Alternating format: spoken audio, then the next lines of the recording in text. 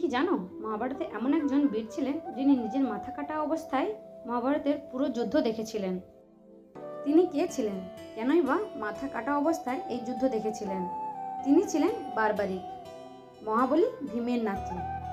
তিনি ছিলেন অসাধারণ যোদ্ধা। তার কাছে ছিল 3টি শক্তিশালী বাণ। সেই 3টি বাণ দিয়েই তিনি পুরো যুদ্ধ জিততে পারতেন। যখন কুরুক্ষেত্রের যুদ্ধ শুরু হতে চলেছে, বারবারিক যুদ্ধের উদ্দেশ্যে রওনা দিলেন।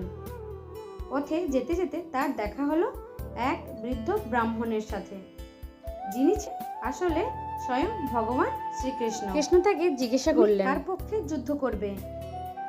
বারবারিক তখন শান্তভাবে তার প্রতিজ্ঞার কথা বললেন, যে দুর্বল আমি তার পক্ষেই লড়ব। বুঝলেন, যদি সে যুদ্ধে যায় তাহলে সে বারবার পক্ষ বদলাবে, আর সেই যুদ্ধে সে সব কিছু শেষ করে ফেলবে।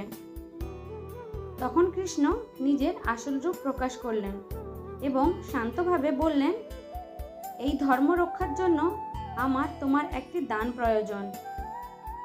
বারবারিক বিনয়ের সাথে বললেন, প্রভু, আপনি যা চান আমি দিতে প্রস্তুত। কৃষ্ণ তখন বললেন, আমি তোমার মাথা চাই। তখন এক মুহূর্তও না ভেবে বারবারিক হাসি মুখে নিজের মাথা দান করে দিলেন এবং কৃষ্ণের পায়ের কাছে রেখে দিলেন। কৃষ্ণ তাকে আশীর্বাদ করলেন, তুমি এই যুদ্ধের সাক্ষী হয়ে থাকবে। তার মাথাকে এক উচ্চ স্থানে রাখা হলো। সেখান থেকে সে পুরো মহাভারতের যুদ্ধ দেখল। শেষে তিনি দেখলেন, যুদ্ধের আসল নায়ক কেউ না, সবই হচ্ছিল কৃষ্ণের ইচ্ছায়।